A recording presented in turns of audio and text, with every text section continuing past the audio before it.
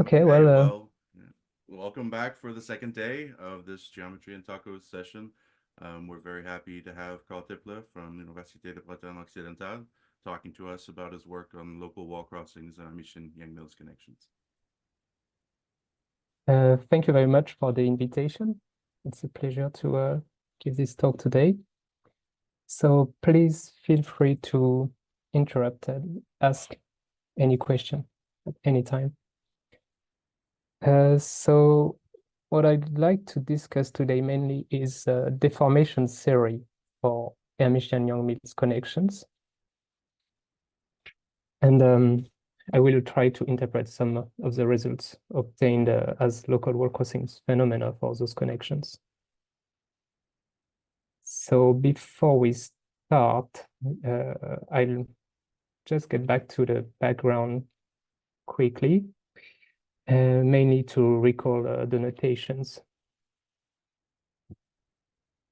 So as yesterday, what we'll consider today is X, a compact complex manifold that I will assume for the moment to be Kähler, and I'll denote by little omega the Kähler form.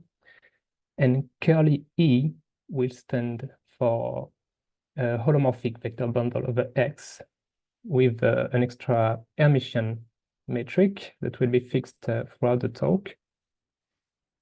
So once the holomorphic structure on the bundle is fixed and the Hermitian structure is fixed, then I get a unique Chern connection for EH, which is a connection that is defined as the unique one that makes the Hermitian metric parallel, and such that its 0,1 component is equal to the Dolbeault operator of curly E of the holomorphic structure.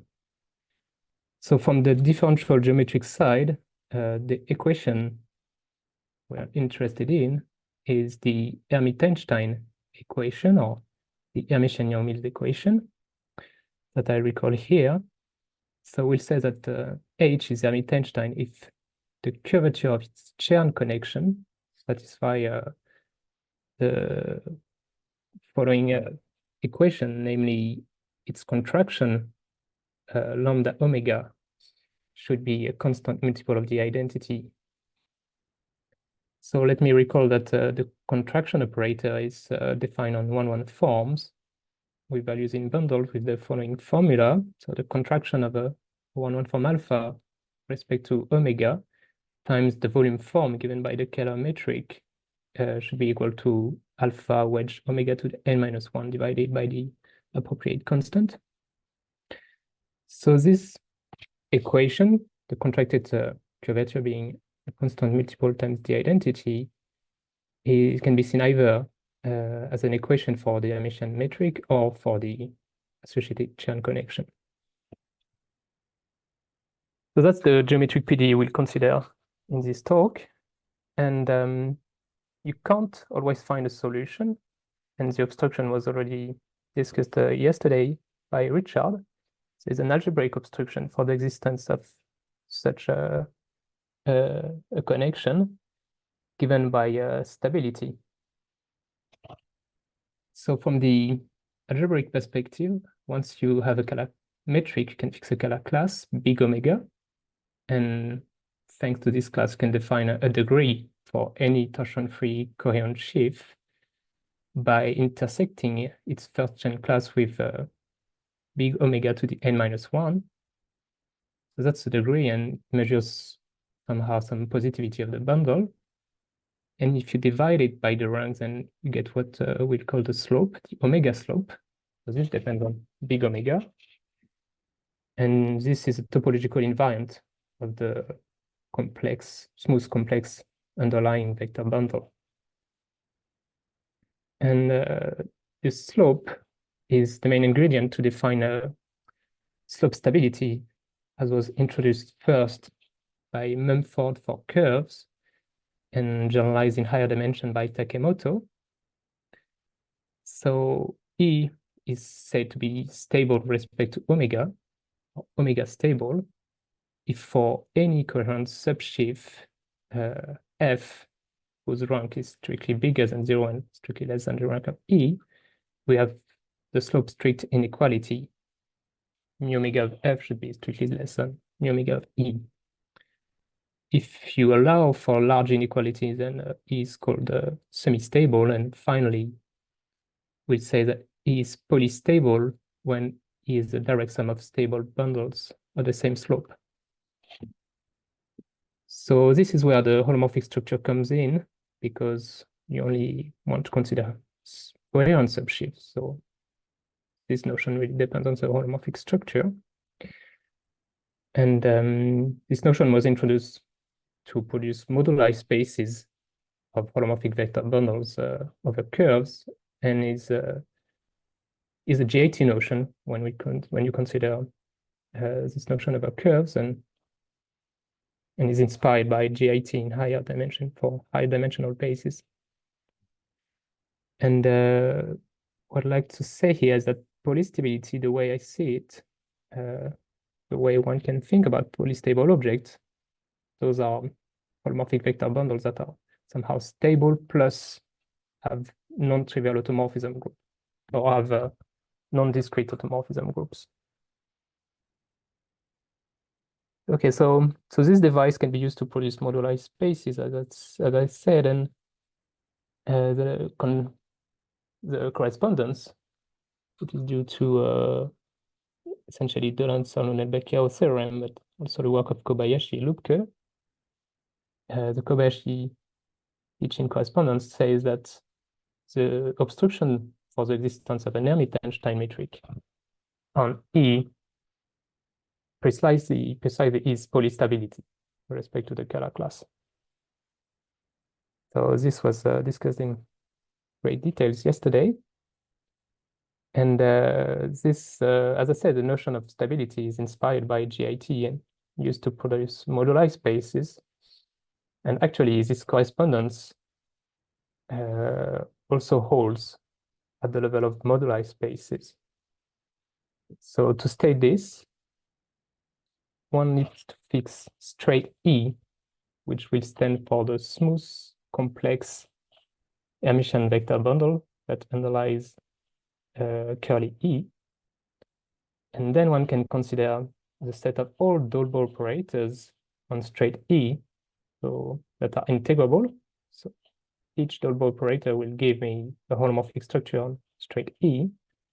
And among those, I can consider those holomorphic structures that makes E into a stable holomorphic vector bundle. And those will correspond to connections to Hermitian Yang-Mills connection through the Chan correspondence.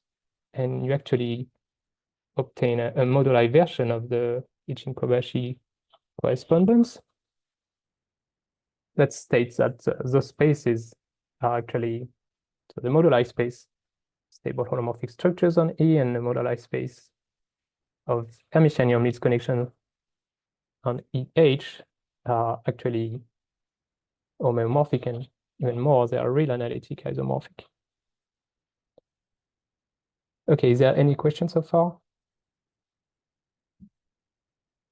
Fine. So those moduli spaces depend on one crucial parameter, which is the Kähler class it shows to produce the stability notion. And the natural question is to try to understand how they vary when the Kähler class varies. So what happens from the GIT perspective, there's been a lot of work to understand the phenomena, but to sum up, essentially what one could say that if you consider a compact set Kähler classes, then you can decompose this set into chambers such that when one crosses a wall between two chambers, the associated moduli spaces of stable structures undergo birational transformations. And in some specific cases, those birational transformations are pretty well understood. They're called Thaddeus flips. So I won't go into details into that direction. There is a lot of literature on the topic, but instead I will refer to the survey by the very nice survey by Guybrush and Thomas, model of vector bundles on higher dimensional base manifolds. And I'd like to focus on an easier question. What I believe is an easier question is, what can you say about the Hermitian Yang-Mills connections when you cross a wall between two chambers? That's the question I'd like to focus on. So this becomes a local question. And what we are looking for is some kind of continuity result for Hermitian Yang-Mills connection. So here's the question I will address. Say you start with a semi-stable bundle with respect to big omega, which means that omega lies on a wall somehow for the stability properties of E. And what can you say if you perturb omega? Can you push E to the stable or unstable locus? And if you do, what happens to the associated Hermitian Yang-Mills connections? Okay, so this is all about deformation theory then. So to be able to explain the theorem and its proof, I need to introduce then the parameters and the symmetries that will act on those parameter spaces. So I fix EH. E here is just a smooth complex vector bundle. And I consider two spaces of connections. So the first one, A, stands for, I should say, Dolbeault operators, because I think yesterday in Richard's talk, holomorphic connections had a different meaning. So I just consider, say, this fine space that is built on 0-1 forms with values on the morphism of E, starting from an initial Dolbeault operator that will denote by del bar E. So some of those connections might not be integrable. We consider the full space. And the other space is a space of unitary connections. This is also an affine space, and it's built this time on one form with values in skew Hermitian automorphism of EH. So thanks to the Chern correspondence, those two spaces are in bijection. To each Dolbeault operator, I can assign a unique Chern connection that is that makes the metric parallel, and whose 0-1 component is del bar, the operator I chose. And the Hermitian Yang-Mills equation we're interested in can be described as this system. So the first equation is the integrability of the holomorphic structure. Del bar squared to 0. This is equivalent to the vanishing of the 2 part of the curvature of the Chern connection. And the second equation is this contracted curvatures should be a constant multiple of the identity. So in fact, what we'll do is that we'll vary in a complexified orbits of integrable holomorphic connections through the gauge group action. So the first equation will be automatically satisfied in what will follow. Okay, so those are the parameters and the equations we want to consider. Then symmetries are given by the unitary gauge group and its complexification. So curly G and curly GC. That stands for the symmetries, and the complexified gauge group acts on the space of Dolbeault operators by conjugations and induce for the Chern correspondence an action of GC, the gauge group, on space of unitary connections. And if you write things down, then you'll see that these the actions of the unitary gauge group preserve solution to the Hermitian Yang-Mills equations. Okay, so one last feature is this moment map interpretation of the equations by Atiyah and Bott. So that's a very beautiful result that says that there is a formal Kähler structure on the space AH such that the unitary gauge group action is Hamiltonian with moment map precisely given by the contracted curvature operator. So this really is a motivation for the Hitchin-Kobayashi correspondence, as the zeros of a moment map from the completeness theorem should correspond to GAT stable objects. So fine. The aim now is to understand when can I find a zero of this moment map in a complexified gauge group orbit of a given Hermitian of a given Chan connection. Okay, so what's the strategy when you want to deform then? The first thing you want to try is to apply the implicit function theorem. Say you start from a Hermitian Yang-Mills connection and you perturb some parameters, and then you try to see whether you can apply this implicit function theorem. Then you see you run into problems because the unitary gauge group preserves solutions. So we got to mode out by its action. And if you do, then there is a uniqueness result for solutions that tells you that you essentially have two parameters that can deform the complex structure of the holomorphic bundle up to the GC action and the polarization. Okay, so we introduce now psi this Hermitian Yang-Mills operator. And if we want to apply the implicit function theorem, we consider sections that are emission, so that when I exponentiate, those sections are working somehow orthogonally to the unitary gauge group. And then I perturb the Chan connection along this exponential of S for S and Hermitian endomorphism. And then I apply the contracted curvature operator, the Hermite-Einstein tensor. So this gives me a Sobolev completion of the spaces. And the nice thing in the story is that the linearization of this operator is quite easy to derive, and it's elliptic and self-adjoint, has very, very nice properties. So the obstruction to apply the implicit function theorem is given by the co-kernel of this delta operator, the linearization, and from to the kernel, which is finite dimensional by ellipticity.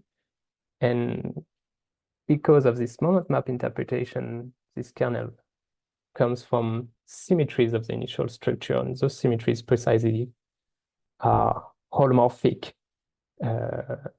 endomorphisms of the bundle. Fine, so what do we get then? If you have no symmetry but the one given by the Euler vector field, that is a constant multiple of the identity.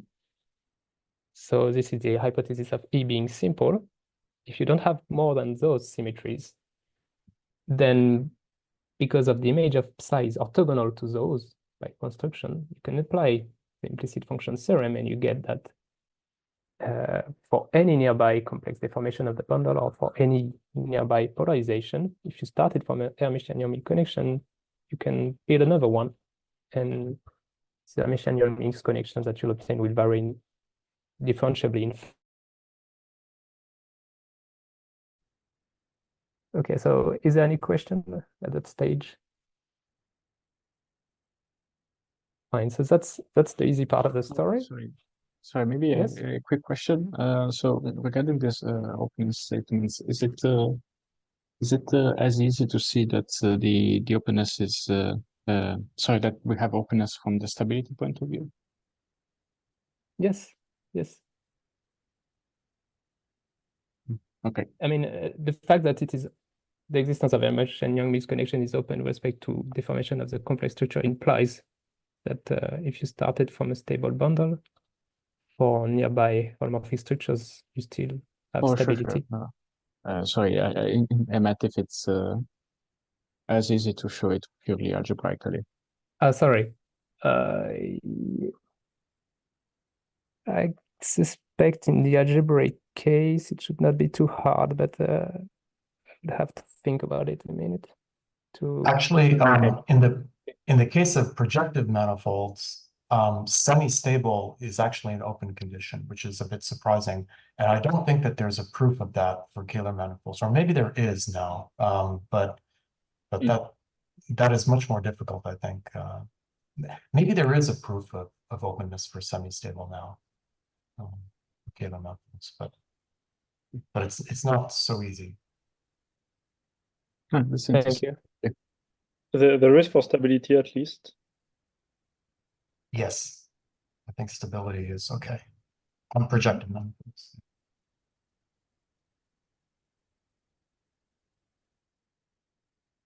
Okay, thank you for your questions and answers. Okay, so now we start into say a little bit more interesting things. That is what happens if you want to do the same thing and deform in the presence of more symmetry. Hermitian holomorphic bundle you started with is not simple.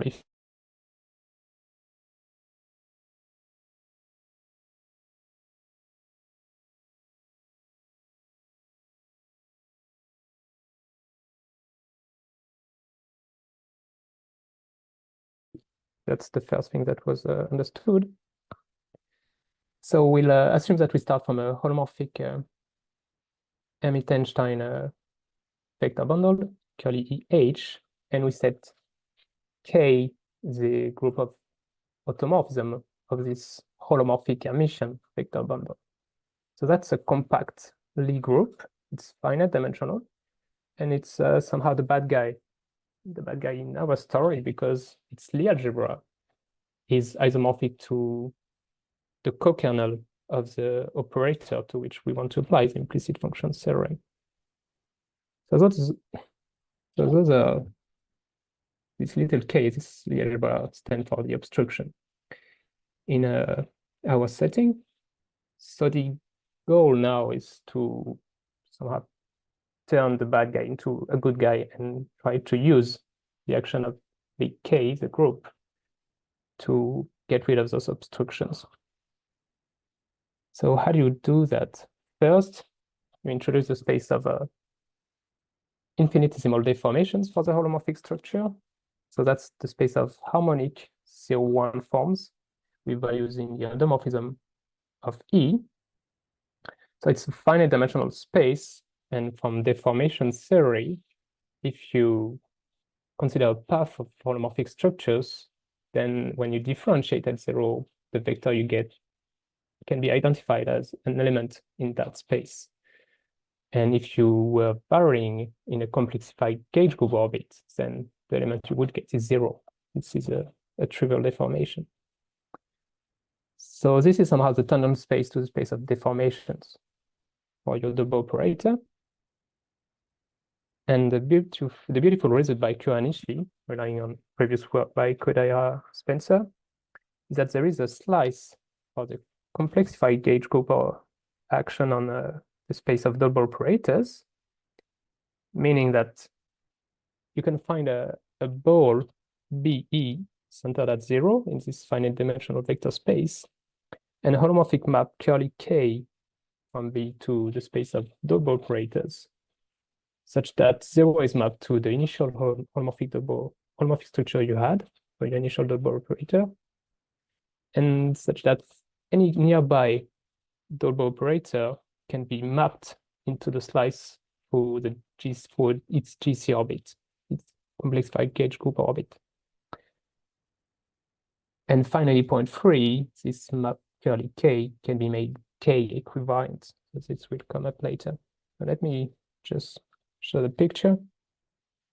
So this is how I see the slice result. So I have this ball centered at the origin, and the origin is sent to my initial double operator delta E.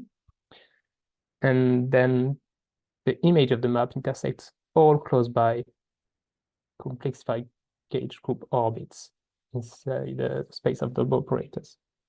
So that's called Kyoanishi slice. So it tells me that I can parameterize all the deformation of my double operator in a finite dimensional complex space. Okay, so now I introduce the complexification of K, say G. So that's the group of automorphism of E. And it's a reductively group because E was assumed to be polystable. So its action, there is a natural action of this group on the space of infinitesimal deformations and gives me locally an action on the ball centered at 0, the E. And the map K is somehow J equivariant, meaning that G orbits are mapped to complexified gauge group orbits. And the beautiful theorem of Bugdal and Schumacher tells you that the nearby bundles EB will be polystable precisely when the point B in your ball has a closed G orbit, which is a GIT condition on a point B. So from the algebraic point of view, this result settles the problem of deforming a polystable bundle. How can you check whether a deformed polystable bundle, a deformation of a polystable bundle remains polystable? And it also gives you a way to test polystability effectively for a finite dimensional GIT condition. And this theorem originated in a similar work in a realm of Kähler-Einstein or constant scalar curvature or extremal Kähler matrix that was initiated, I think, by Donaldson in his study of the Mukai-Umemura threefold and then pushed further by Sekeledi and Brunle for those canonical matrix in Kähler geometry. And I'll come back a bit later to the method because this will be useful in what will follow. So fine, so this gives somehow an answer to what happens with respect to polystability when you deform the complex structure. So now I want to deform the Kähler class. So when can I find an Hermitian metric on E for nearby polarizations? So starting from an Hermitian bundle, we know that we have polystability and so semistability locally. So that's one of the corollaries of Bugdal and Schumacher's work. And a more general question is then, well, let's say deform my polystable bundle to something that's semi-stable, but not necessarily polystable. Can I push the Kähler class a little bit so that EB becomes himself stable or polystable? That's what I want to do. So how can I get rid of my obstructions using the Kähler classes? So what we'll do is that we'll assume three things to answer to this question. First, we'll assume that EB is simple. Otherwise, we can reduce to that case by considering each irreducible component. I assume that EB is simple, but this is not a serious assumption. The second assumption, that's a serious restriction. I will consider a Jordan-Alder filtration for EB, my holomorphic vector bundle. So what is this? So that's a filtration by subsheaves, the FIs, such that all of them are stable and of the same slope, the slope of EB. So amongst all the filtration like this, I take a maximal one. So that's a Jordan-Alder filtration.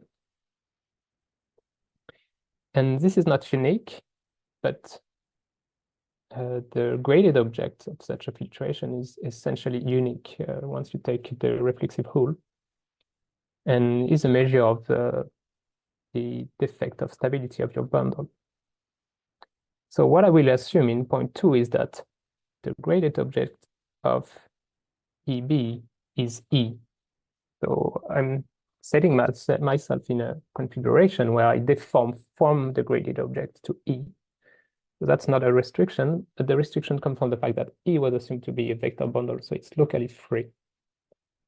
So what I am assuming here really is that the graded object of EB should be locally free. And sometimes this is called being sufficiently smooth. So that's a strong assumption because it's not always the case.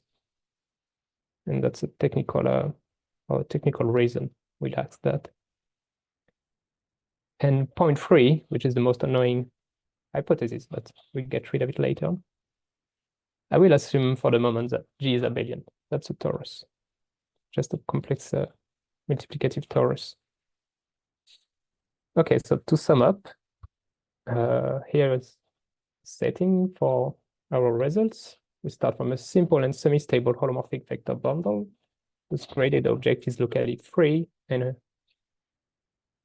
such that the automorphism group of its graded object is abelian.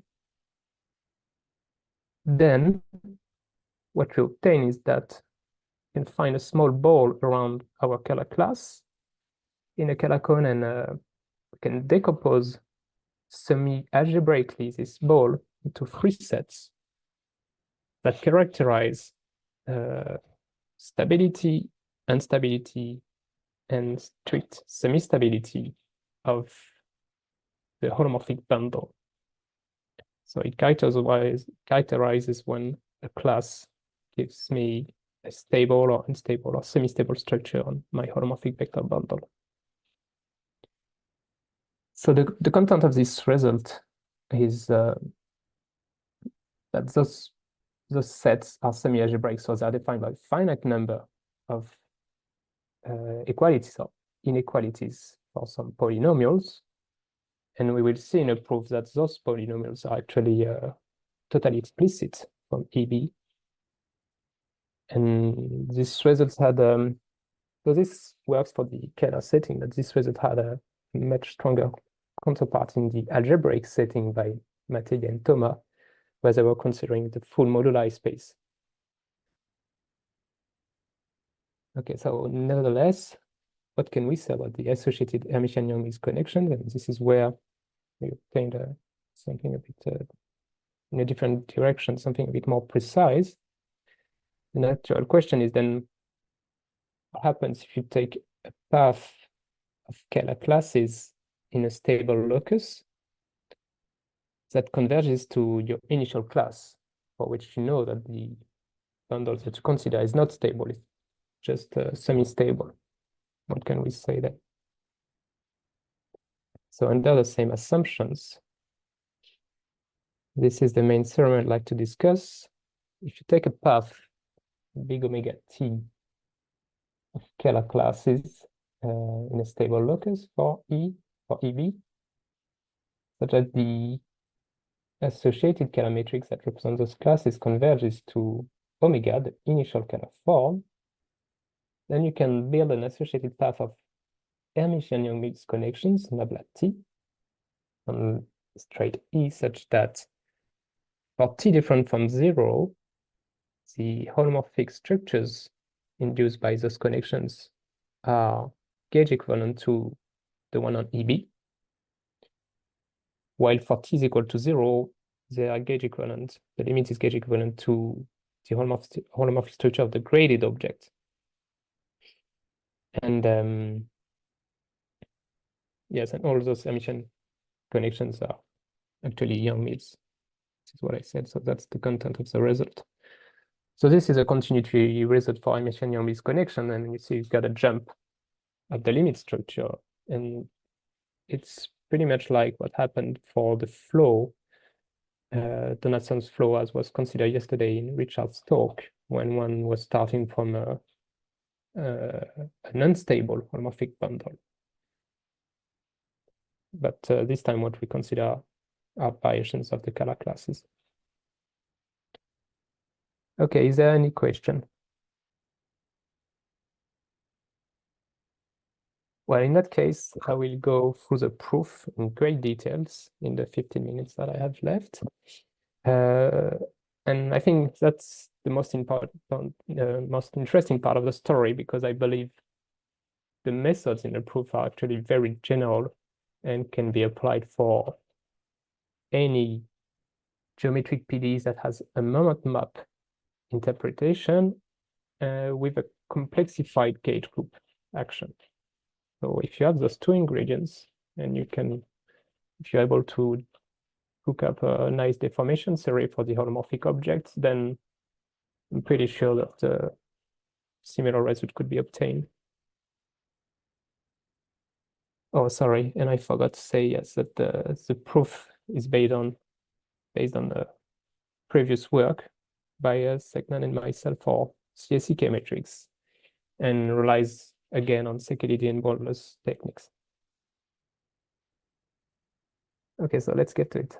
The first ingredient in the proof is a perturbation of the slices of Q-Anish slice, and we'll do those perturbations in family with respect to the Kähler classes. So we parameterize a small neighborhood of our Kähler forms, say B omega, and applying the implicit function theorem gives you the following. So up to shrinking B omega that parameterizes classes, and BE that parameterizes homomorphic structures, you can find a C1 map K tilde that assigned to each class and each deformation, well, small b, stands for deformation of the complex structure, a double operator such that, so the first point, to understand the first point, you should fix b and let epsilon vary. And what it says that when epsilon vary, your slices provides gauge equivalent double operators. Then if you denote by nabla epsilon b the associated chain connections for your perturbed double operators, and if you compose with the Hermitian tensor, then for fixed epsilon on a perturbed slice, the contracted curvature takes value in the Lie algebra of K, your obstructions. I think there is a mistake here. There should not be an I. There should not be an I here. But anyway, if you consider a slice and you compose with the contracted curvature, then you go in a finite dimensional vector space, which is the space of obstruction, and this composition of maps is K equivalent. So let me give pictures of what's going on here. Oh yeah, and one should be warned that all those perturbed slices are not holomorphic. So this causes the issues. So that's the picture. So I had a slice, and then now I have a family of slices parameterized by epsilon. So even for epsilon is equal to 0, the slice is perturbed. And it's perturbed in such a way that if we zoom, we see that it's complexified gauge group orbits go through the slices. So I can see the orbit of my initial double operator that corresponds to 0 in the ball BE. And I can also consider the orbit of little b through this complexified gauge group action that go through all those slices. And finally, this blue circle corresponds to the K orbit of B. So the map is K equivariant. So this blue circle give me also circles in the slices. And then if I compose the whole thing with the Atiyah-Bott moment map, which is the contracted curvature minus C identity, I end up in a finite dimensional space, which is the space of obstructions. Okay, this is where the bad guy turns into a good one, because our goal now is to find a 0 of this map mu epsilon AB, so Atiyah-Bott moment map for the perturbed slices, if I choose correctly the parameter epsilon. But you see, this mu epsilon AB was a moment map for the full unitary gauge group action, so I can restrict it and consider the K action, which is K is a subgroup of the unitary gauge group.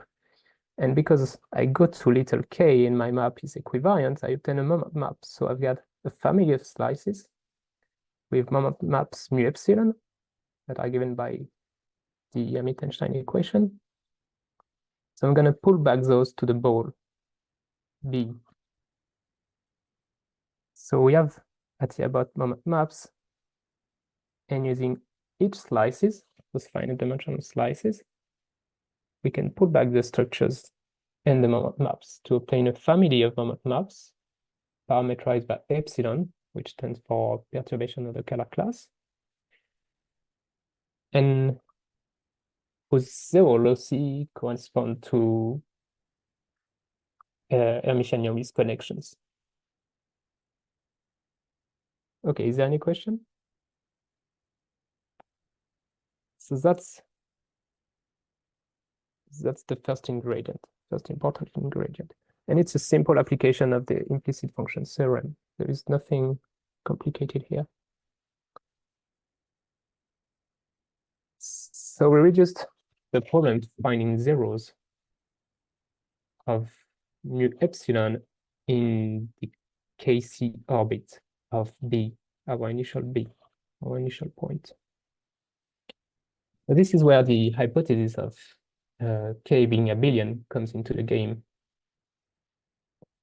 So why that? Well, because K is a torus, I can use an equivalent version of Talbot's theorem.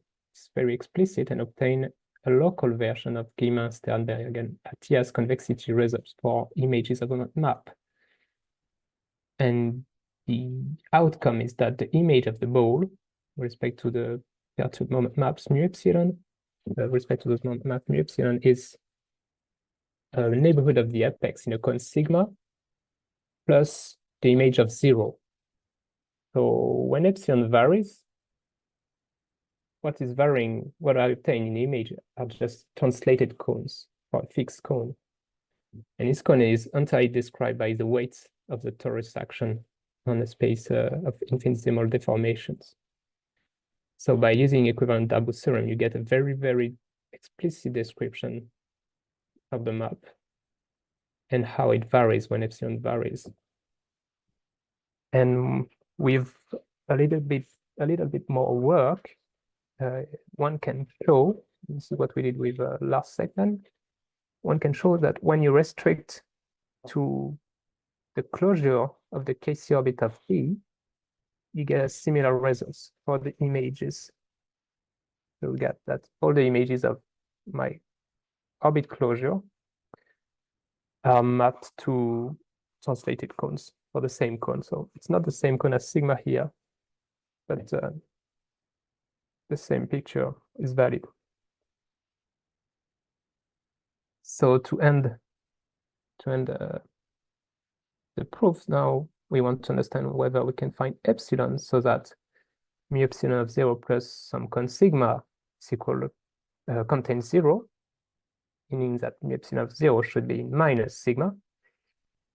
But sigma is a rational convex cone, so it's described by a finite number of inequalities. And these are the inequalities we want to check for mu epsilon of 0 when epsilon varies. But given that mu epsilon is the contracted curvature, by unraveling everything, you can see that those inequalities correspond to slope inequalities. And that it's enough to check those strict slope inequalities for the subsheaves arising in the Jardin filtration. So this is where you get your polynomial equations in a set of Kähler classes, because the slope is polynomial in omega epsilon. And also this is how you get explicit descriptions of the equations that describe the stable locus in this ball around the Kähler class. Okay, so that's it for the proof of the proposition. And then for the theorem, you have to understand whether okay, so let me just show the picture and then I'll go back to the connections.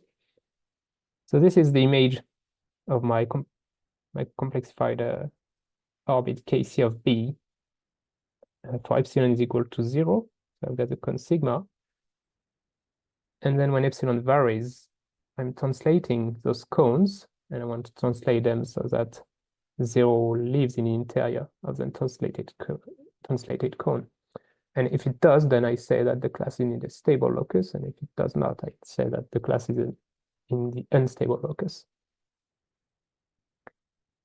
Okay, so if 0 is in the interior, what it tells you is that you can find a point B in the KC orbit, a point in the KC orbit of B, sorry. So that mu epsilon of this new point will be 0. So call it B epsilon. And using the explicit description of mu epsilon, as I said here, one can show that B epsilon varies differentiably with respect to epsilon. So this is enough then to conclude the differentiability of the associated Hermitian Yang-Mills connections. Okay. Any question? So let me conclude by mentioning recent improvement by Rémy Delocq, who managed to obtain generalization of both the proposition and the theorem as stated in two directions. First, he replaced the Kähler assumption by considering instead the balanced classes. Those are cases, those include multipolarization as discussed yesterday by Richard. And this is actually, I think, the right setting to consider those local wall crossing phenomena, because then the degree becomes a linear equation. So you just have linear inequalities to check, and the stable or unstable low C become cones. And second, and more importantly, I'd say, Rémy managed to remove the assumption on the automorphism group being abelian. And this is done by using a moment map flow on the ball. So let me go back. So until here, the proof is the same. It works exactly the same. But then instead of considering this description for the moment maps, Rémy used the moment map flow, so the flow given by the norm square of mu epsilon, and showed that under the right assumptions for the slopes of the subshifts in a Jordan filtration, this flow would converge in a given orbit to a solution. And this idea was inspired by recent work by Dervan McCarthy-Second for the critical connections, and also some upcoming paper by Anna Maria Ortu and Lars Martin Segnan. And to conclude, as I said, I believe that the methods here are really versatile and can be used in perturbation problems for geometric PDEs with moment maps and complexified orbits, such as the coupled Kähler-Yang-Mills equations, as introduced by Alvarez-Consul, Garcia-Fernandez, and Garcia-Prada, or the generalized CSCK matrix, the HYM CSCK system, or the critical connections or matrix, and many more. And I'll stop here. Thank you. Okay, thank you very much, Carl. Do we have